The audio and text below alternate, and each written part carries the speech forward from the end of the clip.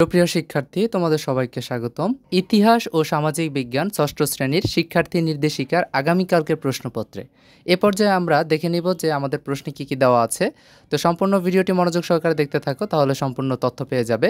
মূল্যায়ন প্রজেক্টের নাম দায়িত্বশীল ভূমিকায় আমি। আমাদের চারপাশে নানা রকম মানুষের বসবাস, তাদের নিশ্চয় পরিচয় রয়েছে। আমাদের ক্লাসের প্রত্যেকের আত্মপরিচয় রয়েছে। এ পরিচয় রয়েছে সাদৃশ্য ও বৈচিত্র্য।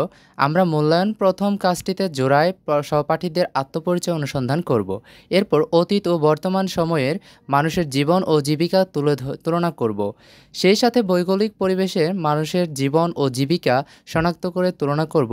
সবশেষে সমাজের নানা রকম আত্মপরিচয় এর মানুষের সাথে মিলেমিশে থাকার জন্য করণীয় বিষয়ে একটি প্রতিবেদন লিখব। কাজ একে বলা রয়েছে, চলো সহপাঠীকে জানি। প্রশ্নমালা তৈরি। আমরা একজন সহপাঠীর পরিবার ও এলাকা বিষয়ক তথ্য সংগ্রহ করব। বৈজ্ঞানিক অনুসন্ধানের ধাপ অনুসরণ করে আমরা এই কাজটি করব। তথ্য সংগ্রহের জন্য নিম্নোক্ত দুটি প্রেক্ষাপটে প্রশ্ন তৈরি করব।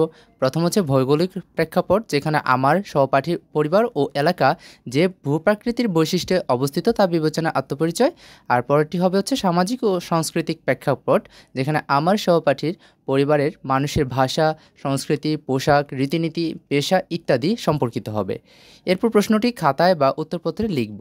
এবার জোড়া গঠন ও তথ্য সংগ্রহ। জোড়া গঠন করে সহপাঠীর কাছ থেকে সাক্ষাৎকারের মাধ্যমে তথ্য সংগ্রহের কাজটি করব।